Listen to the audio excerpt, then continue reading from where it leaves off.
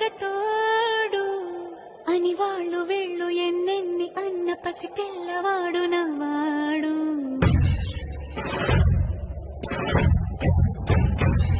విడుముండోడు అని ఊరు వాడ అనుకున్న గాని మహారాజు నాకు నవ్వాడు.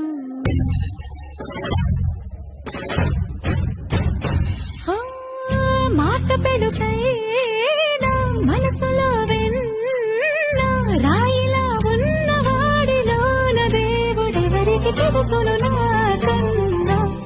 సూసేకి అగ్గిరవ్వ మాదిరే ఉంటా